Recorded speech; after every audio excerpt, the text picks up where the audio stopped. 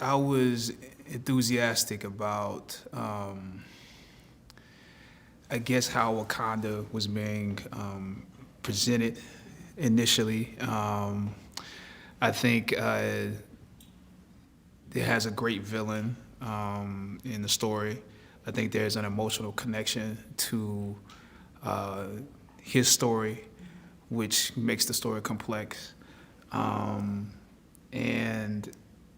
I felt like there was a lot of ground that we didn't cover in Civil War. Um, that we had a lot of room in this one, and they took a lot of room, and so I was enthusiastic about everything that we were about to do. I think he already saw what I was doing from Civil War, um, and so I think he took that and just sort of moved it into this movie. We seemed like we were on the same page from the beginning, in terms of what the character was, what he sounded like, what he looked like, where his strengths were. So our conversations were more about the total story than the character itself. Well, he's coming off of the death of his father in Civil War. He's returning to Wakanda. There's the high possibility that he will become the ruler. Um, there's division within the country because Wakanda is not it's not necessarily a homogenous group of people. There are different tribes with different points of view, different. They have their own agendas, each tribe, and so they're united by their past and united also by a good king. They need a good king in order to bring everyone together. So he's returning to what could be turmoil. He's returning to a place where he feels a certain sense of guilt because his father was out in the world with him, and there are people that don't believe that Wakanda should even be out in the world. So he's returning to a place where he has to essentially piece everything together and earn his right to be king. It's essentially the gateway into what their technology is. It also is a gateway into what their inner conflicts are, because how to use vibranium, or whether to use vibranium or not, is essentially the conflict between the Jabari tribe and the Golden tribe or T'Challa's tribe, and so it's in some ways it's almost like a nuclear weapon to a certain degree. Um, it's great that you have it, but how do you use it? And at the same time, it allows a certain amount of flexibility as far as technology is concerned, and also in terms of their traditional spirituality is connected to that, how it affects the plant system or the ecosystem, how it affects him physically. All of that is part of what vibranium is. It's like they have a personal relationship because they've known each other since they were kids, and at the same time they all have their positions within the kingdom that they have to fulfill, which sometimes conflict with those personal relationships. Denai, they're Denai and Lupita. They're both great actresses. They're both very, very, very strong. Very opinionated. And it's just I felt secure with them, like as an actor on my side, not just as T'Challa. I felt secure, like I had good partners to work with, people that would give me something anytime I was working with them. So that's always great. Like you can take it for granted actually when you have it almost every day. So it's incredible to work with them. Michael B. Jordan did a great job in bringing his take on Killmonger to the screen, and he's complex. I think Killmonger is complex because he's gonna have a valid point. I think his point is valid. It's one that when you look at it, you might be like, I hope that never happens, and some people might be like, I hope that does happen one day. So it's he's complex because when you look at the reasons behind why he's doing it from a personal standpoint, from the sense of how much loss he's felt and how long it's set inside of him, regardless of how far he's taking it, regardless of how how much how negative the steps may be. It comes from the origin of those things come from a justified point. My exposure to Marvel was pretty extensive. I grew up a Marvel fan, grew up a fan of comic books, and just this superhero world. So I knew my fair share about Marvel and its comics and stuff like that. Black Panther was one of the few Marvel characters that I could really identify with as a kid growing up, and really kind of fell in love with Wakanda and this fantasy world where Africa and black people were so strong and powerful, and was depicted in that way. It was pretty so Black Panther is one of my childhood favorites. Me and Ryan, we worked together a few times, and this is a project that we spoke about. Once he heard about it, and wanted me to come on and do something different, and play a villain, and my initial thoughts was like, cool, when do we start? For me, it was fun to kind of flex a different muscle, and dive into a little darker character. So that was fun. I think it is the shorthand, and the fact that he's like a brother to me, and he knows how to get me to certain points, creatively, and I don't know. I think our process has always been the same. It's just like keep it real, and be honest. Try to be as honest as you can within these moments of the character, of the story. So I think staying the same in that way really helps us out through all projects. He's from the hood. He's from Oakland. He's he's a very, very smart guy. He's very intelligent, and he dresses comfortable. He doesn't have to dumb himself down or try to dress up to make anybody else feel comfortable. He's gonna be who he is. The clothes is very street, urban, but high end fashion. He has good taste. I mean, Ryan was incredible to work with. He is super involved. He throws himself into a project. You can tell by the amount of hair that grows on his face and his head while he's working like a mad scientist. He's really in it. And he used to be a football player, and he kind of brings that to how he directs. It's like he's a coach, and we are his team, and we're all working together towards a goal. And so it's very collaborative, very involved, very intense.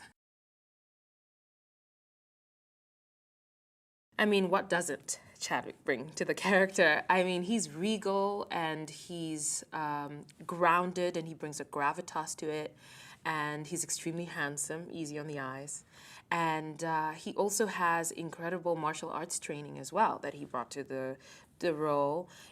Also, he's an insane drummer, people might want to know, and he has incredible rhythm. So all of this feeds his T'Challa, and I think he wore the crown with dignity. Nakia is a bit of a rebel, but also a loyalist for her country, and she is in conflict with some of the ideals of her nation and wants to go her own way, but she is also really eager to serve the country she loves so much. And T'Challa, now as king, they are kind of at odds as to what the way forward is for the nation, but they also have some history together. So they have to kind of come to terms with that and figure out how to forge ahead. The stunt training was intense, to say the least. But you know, as I got my ass kicked in the stunt training, it always brought me closer to. I felt more connected to Nakia's warrior spirit. She is a woman that has traveled the world, and so her fighting style is informed by her experiences in the world. Ryan described her style as street, you know, where the Dora Milaje have a way more graceful style of fighting, way more, again, traditional style of fighting. Nakia is like by any means necessary, you know. And so there was a little bit of judo and jiu-jitsu and Filipino martial arts, capoeira, Muay Thai, all thrown in there. We have here a Marvel universe that is unapologetically black. And to see us occupy an African country with kings and queens and warriors, and it's so inspiring. It's an aspirational nation that really just kind of is rejuvenating to the human spirit. And yeah, I mean, it's just an incredible world to occupy, and I hope that people who see this can be equally inspired and just to see a world as that could exist, you know. I mean, I loved the notion of putting an African story on this type of scale. Like I'm from theater. I'm a playwright. I write about African stories and try to tell them in the Western context. Probably mostly do that, and so it's very much something that I love to see. Growing up as born in the U.S. but raised on the continent, to see African characters put on an epic platform is something that I was always really keen. You yearn for, because you're kind of in this other category and you don't get to see people who look like you. Kind of get the type of grand treatment in a story that you see other people get. So to see this type of story get brought to light, and meeting with Ryan and hearing his vision, it was very much something that I was just extremely happy that it was happening at all. And then the fact that I could be a part of it as well was really amazing.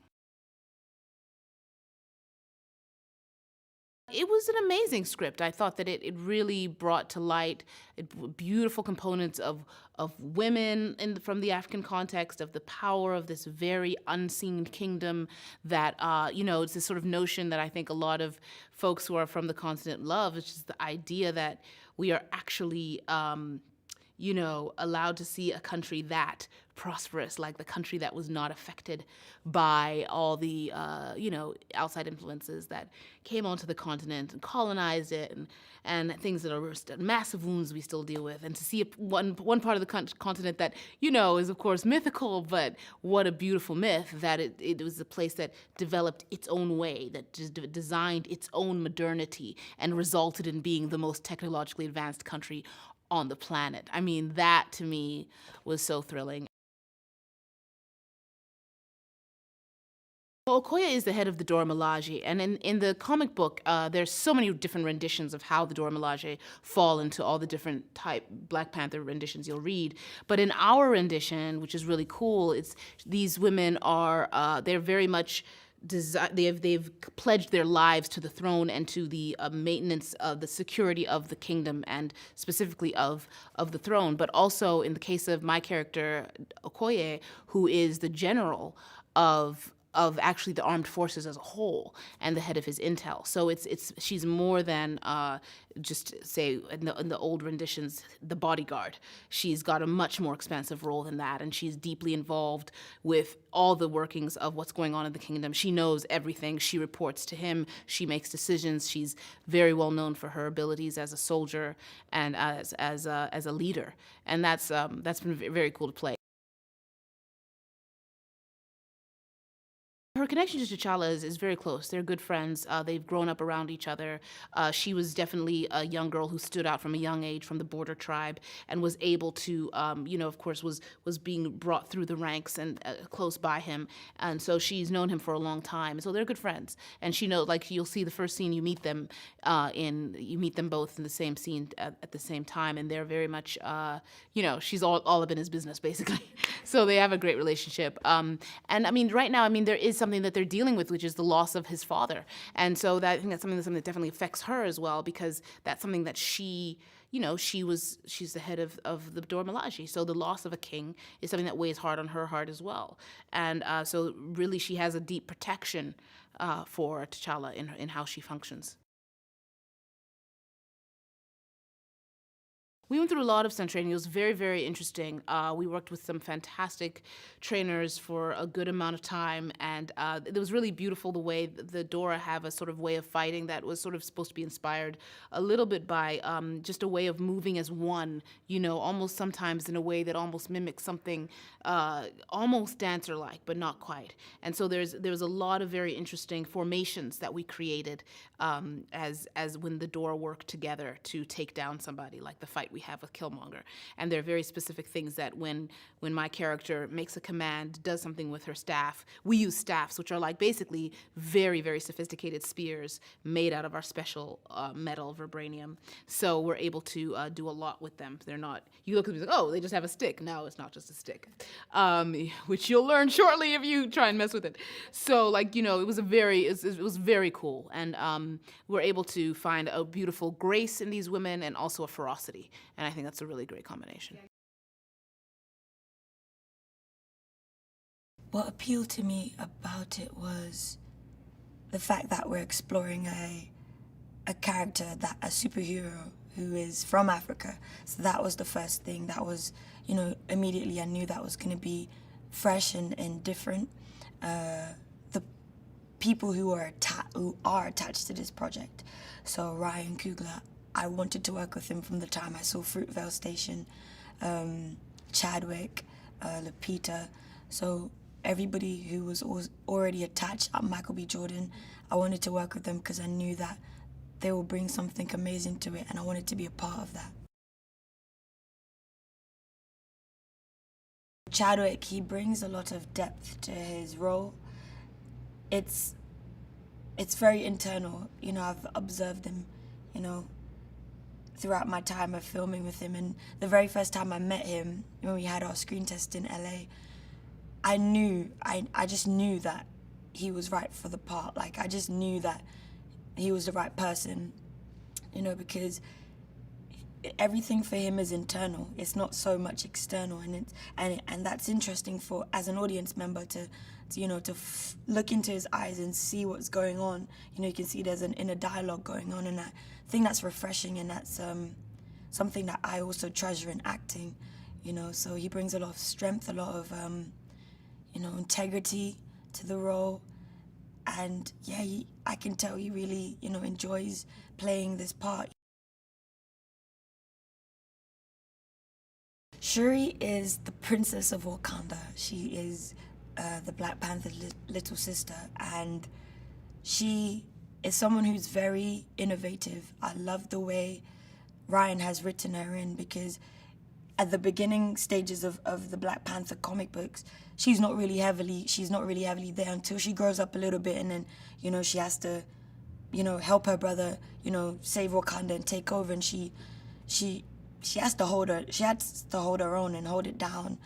But the beginning of our universal cinematic approach to it is that Shuri takes care of the technology side of everything that's going on in Wakanda. So she designs all of the technology. She designs, you know, exciting, cool things that we're going to see in the film. Her brain is always working, and she's always thinking of solutions to help her country. It's been a blast. She's amazing. She's funny, and she's given me so much advice. You know, she's taken time out when she sees things are going wrong for me on set, or I'm having a frustrating time. She'll pull me to the side and be like, "Hey, you've got this. You know, center yourself." From the very jump, Ryan let me know how he wanted me to play Shuri. You know, I came in with an approach to be very serious, very strong, but Ryan let me know that Shuri needed to be the love and the light of the film. And that's also something God told me when I was coming up for this role, you know, that everybody's gonna approach it very serious, very strong, and that's nothing's wrong with that. But we also need someone that's gonna be the light and the joy and the positivity of the film. And who better than to pass that on to Shuri? So from the very beginning, you know, that's the conversations we had. He's like, "Hey Tish, like, smile, you know, be happy, encourage your brother, encourage the people around you." So I have had to always remember that, yes, she's strong. Yes, she can be powerful, you know, just because of her age. You know, he's written my character in such a way that her age, people can easily underestimate her, but her intelligence, and when she opens her mouth about technology, you're like, "Oh, whoa, okay, you're really smart." And I've had to just embrace that. I think Ryan being part of it, the cast that they were assembling, just the moment, the cultural moment that I think it's going to be. I think it's going to be a really special moment, and yeah. So I was kind of like, this is interesting, and I'd watched Creed, I'd watched Fruitvale, and watched Creed, and I was like, oh, he's got it, he's got the juice, you know, and especially it was my friends like who are not in the industry that are excited about Creed, excited about Fruitvale. They just watch films, like one film every month, if that, one every 2 months. And so I felt like Coogler was like a director for the people. And I felt like, oh, this is an opportunity to make something that's empowering, but also entertaining for the people. I play Wakabi, which is T'Challa's oldest friend. And he basically is the leader of the border tribe, who they protect the border, and they're quite concealed. They have all these blankets to cover up their thing, but they protect the border and make sure that Wakanda is kept a secret. But they actually interface with everyone that's out, while a lot of the Wakandans don't actually know what's going on out there. So he's got a very different point of view of where Wakanda sits in terms of the world and Africa and stuff like that. So he's a really cool guy and really interesting, but has a very convicted point of view. Connected to the fact that he's committed to the cause and is willing to do things that are a bit unpopular in order for the bigger picture, for what's right, you know. And I really connected with that. I think the reason I'm doing my job is like a lot of people told me not to do it, you know, like, and I had to take a lot of L's from a lot of people in my life, but I kind of believed it, and I really connected to that in Wakabi. He's just so chill, man. He's a deep dude. He's a deep guy, and he knows himself. He knows what he's about, and he spots little things. He's very detailed, emotionally detailed, and just seeing him navigate this job, because this is. I mean, it's breaking new ground, so you know, growth hurts, and seeing him go through this, and it's just really inspiring. and then him just being himself. It's been a quite inspiring experience watching Ryan do this job.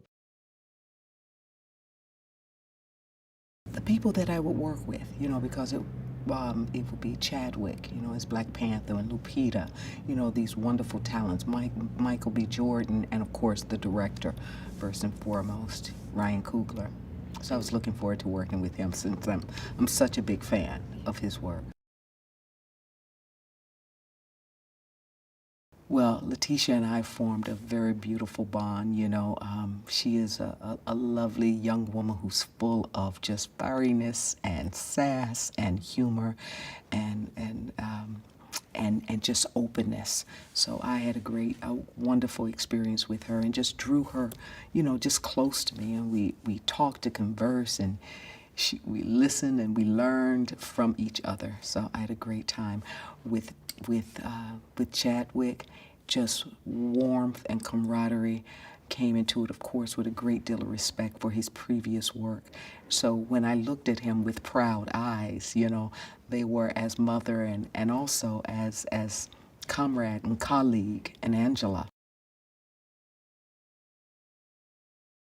He's very easy. He's full of passion. He's full of feeling.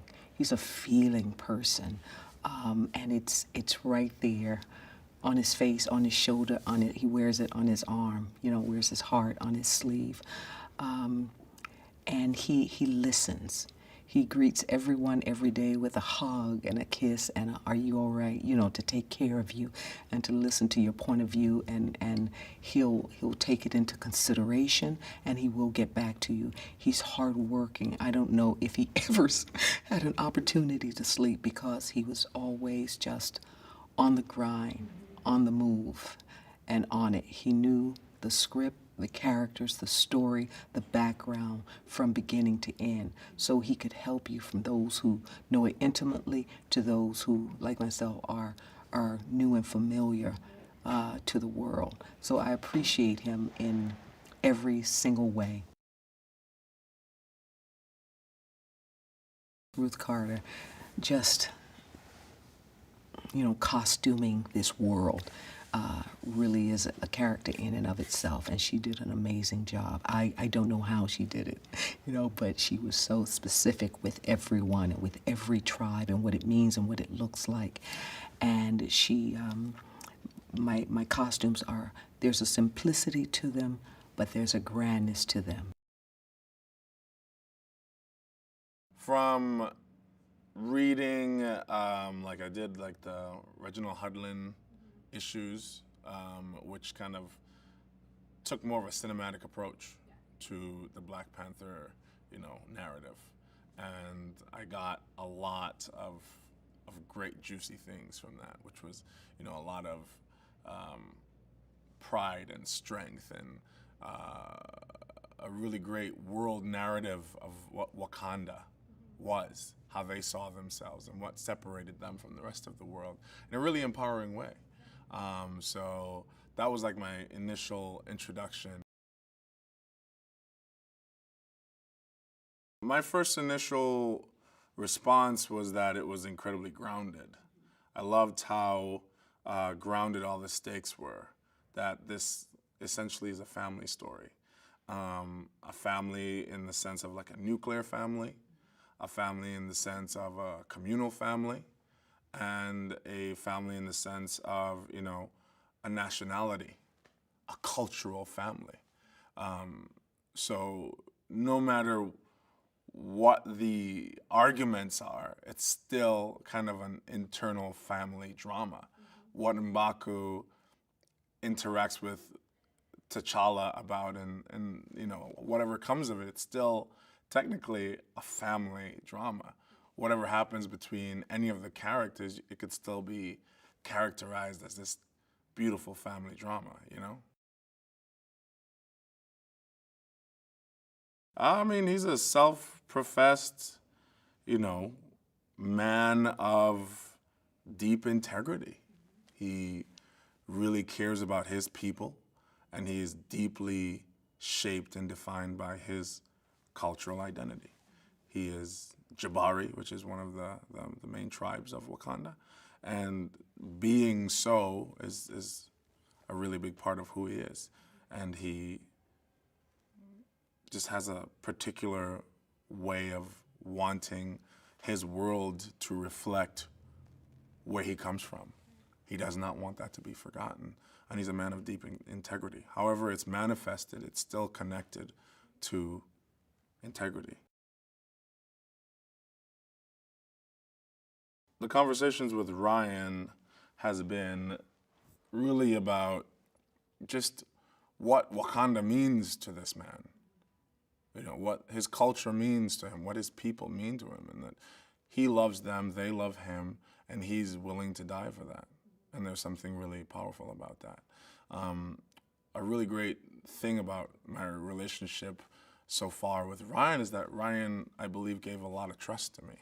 You know, he allowed me to create, and then we met in the middle, and you know, we had beautiful conversations about like how we could tell the best story.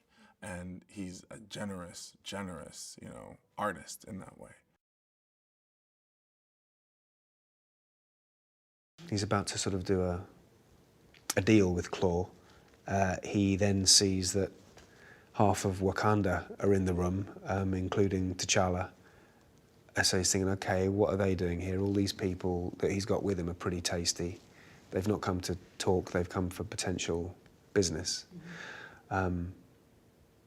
Which puts a spanner in the works for Everett straight away. Because like, it's enough dealing with a lunatic like Claw than to deal with someone who's like T'Challa is his ally, theoretically, but it's not like they're best buddies. Correct. And he's still a pretty loose cannon as far as Everett's concerned. So from Everett's point of view, he is now in the middle of something that could go off very badly, and indeed does go off very bad. Wakanda wouldn't exist in the same way without that metal, you know, without that material, in the way that other cultures have iron ore or gold or diamonds. You know, for Wakanda, it's that is, and the rest of the world, well, anyone else who knows about it wants it, you know, but the rest of the world doesn't know about it, generally speaking, you know, because of the way Wakanda has kept to itself and been very insular. It's the best kept secret in the world. But of course, to people like Everett Ross, it's of great interest, you know.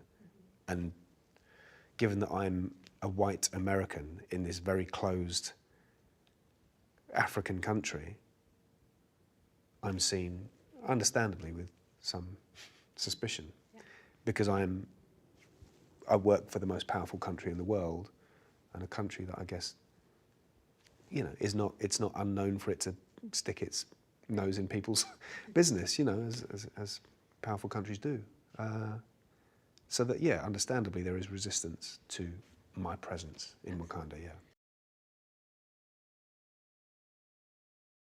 The aesthetics on this film and the visuals on this film have been incredible, and a real pleasure to watch, actually, and a pleasure to wear the stuff. But obviously, you know, Everett Ross doesn't wear the most outlandish gear in the film.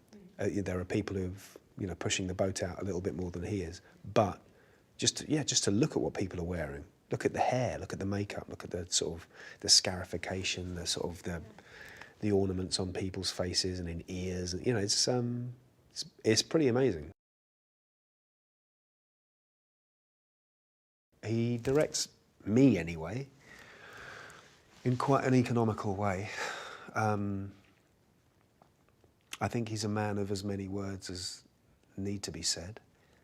And I think I am as well, you know, like, so what I feel with him is I feel a shorthand with him. And I felt that from the get-go. And I enjoyed that. And I like that about working with him. Because I don't feel we need to go too far around the houses to get to where we want to be. And I like the fact that I feel like we really trust each other. Mm-hmm. And it's a thing that builds, you know, he does that, I do that, he does it, you know, so it's, it feels like it's being built then and there in the moment, and I really like that.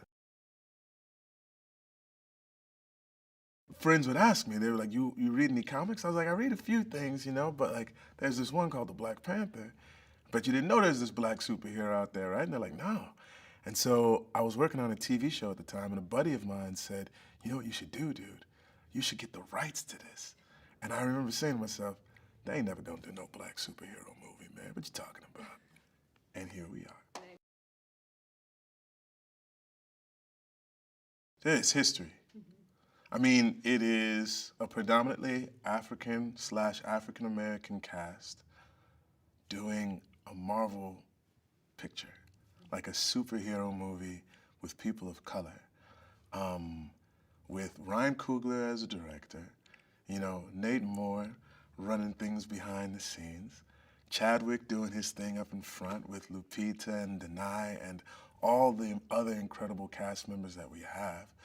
And so I got 2 kids. I got a 5-year-old and a 1-year-old. And I got a chance to take my son to go see Civil War, right? He's about 4.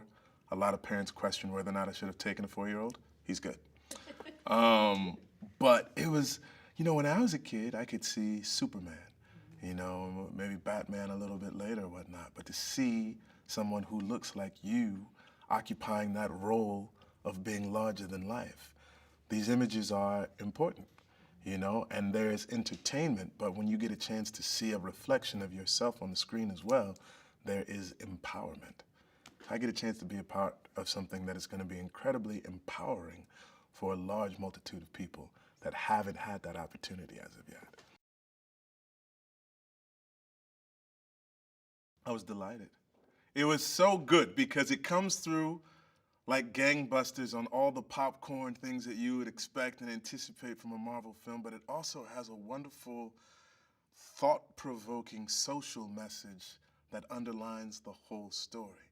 So I'm excited. It's something to be enjoyed by people on all levels. I can't wait to see how Ryan finishes this thing off. I believe Killmonger's intent is sort of become his father's intention warped. Because where his father was looking for people of color to be united across the globe, Killmonger kind of internalizes that and it becomes a vengefulness against the country which he sees as forsaking him. I love that dude. He's fantastic. I can't wait to see this film and what he makes throughout the course of his career because he's one of the greats that has not been yet recognized for his greatness. He cares about every detail of filmmaking and he relates to everyone the same way.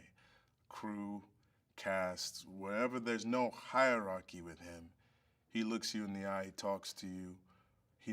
He lets you know that he needs you, you need him, and there's everything is a collaboration. It's the perfect kind of director. When Nate Moore, our executive producer, first reached out, I was finishing up my last film called Creed, and you know, that film was something that was very, very personal to me. I've been fortunate enough to work on films that I had, you know, personal stakes in. You know, as an artist and things that I was, dealt with themes and issues and ideas that I was thinking about away from the art, like in my own personal life, and I was really kind of circling these ideas of African identity and you know, representation and personal responsibility. All those things were things that I was thinking about, and I was, you know, kind of thinking about a project that would, you know, doing a project next that would speak to those themes. I'll be able to explore those ideas. So when I spoke with Nate about the project, I thought it would be an interesting opportunity. You know, I was really interested to meet with Kevin and Lou and Victoria, see what they had in mind for the project, see how it was going to fit into the MCU. And when I spoke with them, I got really excited about the opportunity. It felt like, you know, something kind of lit on fire inside myself, so I knew it was the right project for me to do at the time. What I tried to do with my co-writer Joe Robert Cole, what we tried to do is really like hang on to the themes and hang on to the ideas that made T'Challa in the comics. You know, and there's a few things with any superhero you kind of gotta. You know, we would talk to the studio about it too. Like, man, what does he need to have, you know, to be the Black Panther? What makes the Black Panther the Black Panther? And obviously, you got the political responsibility. You know, you got the suit. You know, you got the claws. You know, you got the strength. We got the fact that he's African. Like that's the thing that makes him unique. So when you start talking about performance and things that are, important to him, the things that you want to highlight, the things that you know, want to make sure are coming across clear to the audience. That was kind of like our grounding things. I mean, what makes Chadwick so great for the role of T'Challa in the Black Panther, I think, is that a lot of the things about the character are also true about Chad. He's very knowledgeable. I think that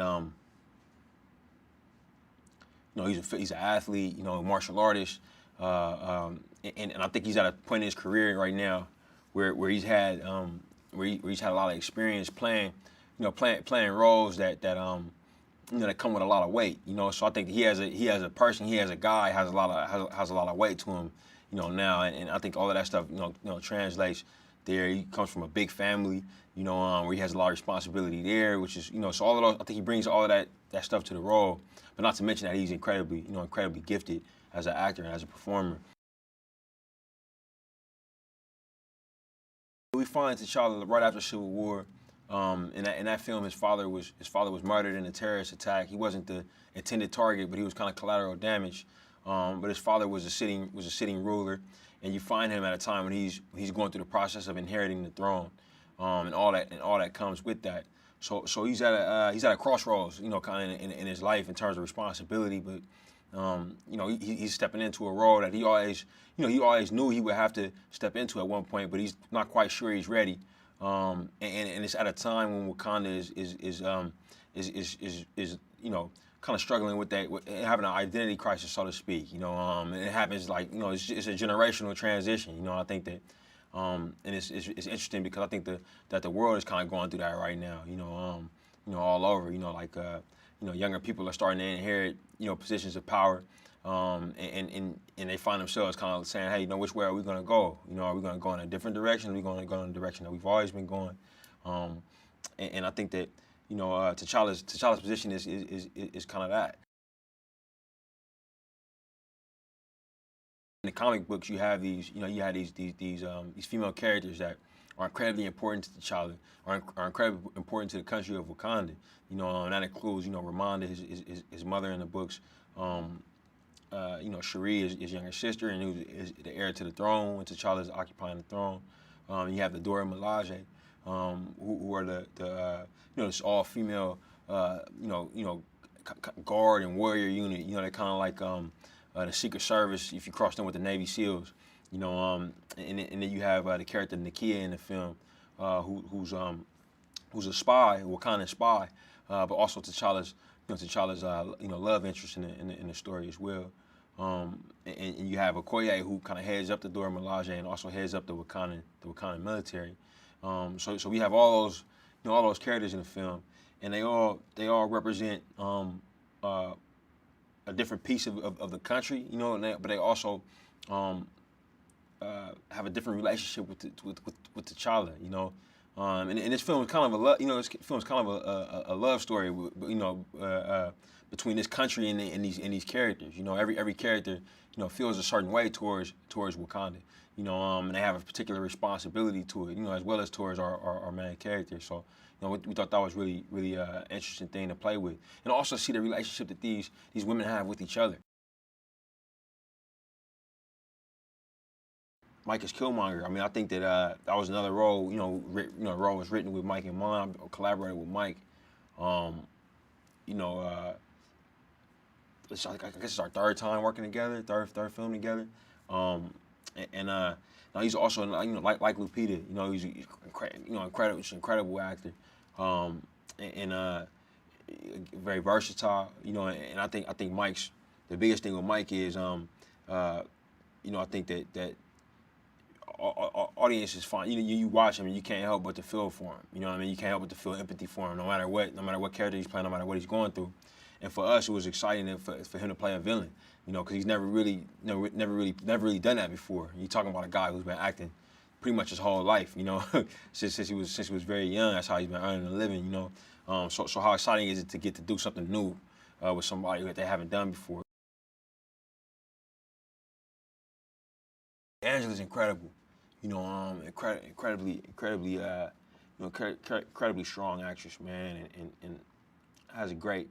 I think she has just a great presence. You know, she brings a certain gravitas, a certain history to the position. You know what I mean? Like when Angela showed up on set, things felt important. You know what I mean? Just by showing up.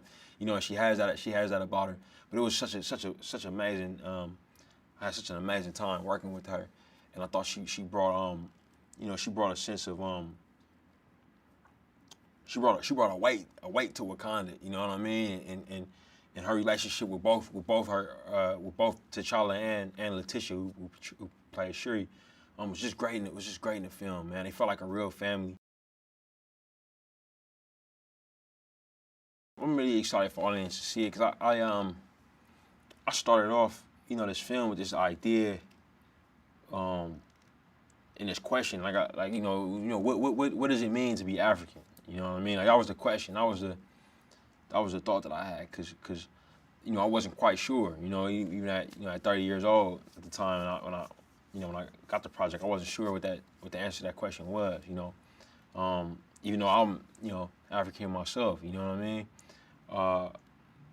And I think through the process of the film, like trying to find out an answer, what I found is to be African is to be human. You know what I mean? That's really one of the things that I found in and that idea through like looking at the specific cultural things and finding the universality through those specifics. I think that anybody will see themselves, no matter where they are in the world. I think if we did our job right, as filmmakers with this movie, anybody will watch Black Panther, see the Wakandans, and see these people, but still see themselves, like see their own selves, see their country, see their family in the film, and I hope that it connects with folks that way. Now that the cinematic universe is so well known, the MCU is something people understand, people enjoy, people like, and I think what people enjoy most about it is that they're all different. We try to make all of these films stand apart. And when we get into Black Panther, it really is unlike anything we've done before. We are introducing a country in the middle of Africa that has been secret for centuries, pulling back those layers and going in to see it and finding a technologically advanced nation beyond anything currently on the planet. And yet there it is, right in the middle of Africa. How did that happen? How did they keep their secret? What happens if that secret gets out? How will T'Challa, the Black Panther, deal with the death of his father T'Chaka, as we saw in Civil War, who was killed, by the way, by trying to step out of the shadows, step out of the secrecy of Wakanda and begin to join with the broader world. And what happened? He got killed right away. So T'Challa is not that interested in embracing the larger world right now. But he's going to have to. And certainly there are villains that we've met before in some other movies that come into play. There are new villains that we haven't seen before that come into play, all on this battlefield known as Wakanda. So what's exciting is we deal with royalty, we deal with royal families, but unlike our other films, it's not on alien planets, it's not on other sort of deep mythological roots like the Thor franchise. It's right here on Earth in this spectacular, amazing African nation. We think it'll be one of the most diverse casts ever assembled for a movie of this size. And again, that's one of the things that's so exciting about it, is we get to explore different cultures and different aspects of our world. And that diversity is not just something that is coming about now. That diversity goes back to the Marvel Comics. Marvel Comics was always, I've always said, we're just trying to emulate what the comics have been doing so well for so many decades. And one of those things is representing society as it exists. The Black Panther character came about in the 60s, around the time of the Civil Rights Movement, around the time of the actual Black Panther Party, and how daring it was for the Marvel bullpen and Stan Lee and Jack Kirby to say, we're going to take a character and introduce him, name the Black Panther, an African character who is smarter than any of our other heroes, who is stronger than most of our other heroes, and who comes from a place which is more advanced and has more intelligence than anywhere else on Earth. And that we finally now, 50 years later, get to put that on the big screen is incredibly exciting for us.